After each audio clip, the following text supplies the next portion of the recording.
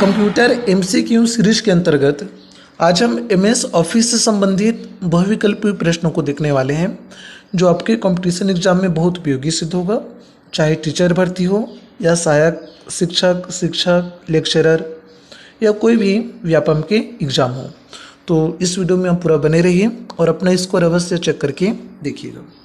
चलिए, तो सबसे पहले प्रश्न पर हम बात करें। माइक्रोसॉफ्ट ऑफिस से संबंधित आज हम प्रश्न देख रहे हैं, तो आप सबसे पहले एक बार स्टडी करके देख लें या कुछ चीज़ें मैं आपको सवाल के साथ बताते जाऊंगा। तो चलिए प्रश्न पर बात करते हैं। माइक्रोसॉफ्ट ऑफिस क्या होता है? ऑप्शन ए शेयरवेयर होता है, या option B public domain software है, option C open source software है, या ऑप्शन डी एक एप्लीकेशन सूट है। बहुत इंपॉर्टेंट क्वेश्चन है ये, ध्यान से देखिएगा। तो इसका उत्तर आ जाएगा, आप सबको समझ में आ चुका होगा, ऑप्शन डी एप्लीकेशन सूट या पैकेज।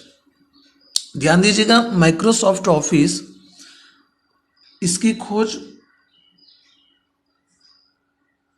या आविष्कार कर सकते हैं 1988 में हुआ था। किसने खोजा था? माइक्रोसॉफ्ट कंपनी ने, इसलिए इसका नाम माइक्रोसॉफ्ट ऑफिस भी है। तो यह मुख्य रूप से प्रोग्रामों के सॉफ्टवेयर के पैकेज होते हैं और इसमें प्रमुख 5 सॉफ्टवेयर आते हैं। कौन कौन से 5 सॉफ्टवेयर आते हैं, ध्यान से यहाँ पे देखते जाइएगा। सबसे पहले देखिए एमएस वर्ड, इसी प्रकार से एमएस एक्सेल, इसी प्रकार से एमएस पावर पॉइंट। तो 3 दिमाग में रहता ही है, जनरली सबको पता है, MS Word, MS Excel, MS PowerPoint. चौथा देखिए, शायद के लोगों को दोनों पता ना हो, तो चौथा यहाँ पे होता है एमएस एक्सेस, और नेक्स्ट यहाँ पे देख लेते हैं एमएस आउटलुक। तो इस प्रकार से 5 प्रमुख सॉफ्टवेयर इस पैकेज के अंतर्गत आते हैं। चलिए नेक्स्ट क्वेश्चन पर बात करें हम।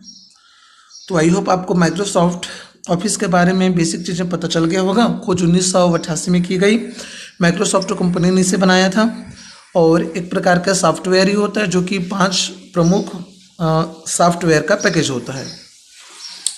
नेक्स्ट क्वेश्चन देखते हैं, एमएस वर्ड क्या होता है? तो 4 ऑप्शन यहाँ पे दिए हुए हैं, ध्यान से देखिए। इसका उत्तर आ जाएगा ऑप्शन डी, यह एक डॉक्यूमेंट टाइप टूल होता है। अब इसके बारे में भी कुछ बेसिक चीज़ें आप जान लीजिए। देखिए, माइक्रोसॉफ्ट वर्ड जो है एमएस ऑफिस के 5 प्रमुख सॉफ्टवेयर के अंतर्गत आते हैं। इसका उपयोग हम लोग डॉक्यूमेंट्स बनाने के लिए करते हैं। तो डॉक्यूमेंट्स बनाने के लिए हो गया, या उसमें कुछ सुधार करना है, तो बिल्कुल आप माइक्रोसॉफ्ट वर्ड का उपयोग कर सकते हैं। साथ ही और कुछ अन्य उपयोग भी हैं और इनमें बहुत सारे टूल्स भी पाए जाते हैं। जैसे मान लीजिए आपको 45 KB से कम का फोटो बनाना है, बिल्कुल आप इसका उपयोग कर सकते हैं। या उसमें कोई एडिट करना है, डॉक्यूमेंट्स प्रिंट करना है, तो बिल्कुल आप माइक्रोसॉफ्ट वर्ड का उपयोग कर सकते हैं। अच्छा, इसका फाइल फॉर्मेट एक बार देख लीजिए। तो इसका फाइल फॉर्मेट होता है .डॉक्यूमेंट या .डॉक्यूमेंट एक्स करके, ठीक है ना। चलिए, तो सीधे नेक्स्ट क्वेश्चन पर अब हम बात करें। प्रश्न नंबर 3, माइक्रोसॉफ्ट वर्ड खाली स्थान का एक उदाहरण है। बहुत ही सरल सा प्रश्न है, आप सभी को पता होगा, मैंने भी बताया ही। इसका उत्तर आ जाएगा ऑप्शन सी, एप्लीकेशन सॉफ्टवेयर। तो ध्यान दीजिएगा, माइक्रोसॉफ्ट वर्ड जो है एप्लीकेशन सॉफ्टवेयर ही होता है जो कि एमएस ऑफिस के अंतर्गत आता है।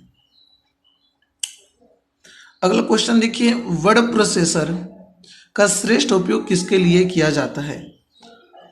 तो बहुत ही सरल सा इसका आंसर है, आपको समझ में आ ही चुका होगा। ध्यान से इसका उत्तर देखिए। इसका आंसर आ जाएगा ऑप्शन सी, टाइप करने के लिए, चाहे वो कहानी हो, कविता हो, कुछ भी हो। तो इसका उपयोग हम लोग किसके लिए करते हैं? टाइप करने के लिए। अब नेक्स्ट देखिए, वर्ड डॉक्यूमेंट के लिए किस डिफॉल्ट एक्सटेंशन का उपयोग किया जाता है? तो ये भी बहुत ही सिंपल सा है। यहाँ पे देखिए डॉक्यूमेंट्स कहा जा रहा है, तो इसका उत्तर क्या आ जाएगा? .डॉक्यूमेंट्स। टेस्ट कहा जाता है तो .टेस्ट लेते हैं, वर्ड कहा जाता हो तो डॉट वर्ड आता है, या कोई फाइल कहा जाता हो तो डॉट फाइल को लेकर चलते। अगले सवाल पर बात करें, खाली स्थान का प्रयोग बार बार प्रयुक्त कमांडों को आसानी से एक्सेस उपलब्ध कराता है। ध्यान दीजिएगा, एक्सेस कहा जा रहा है।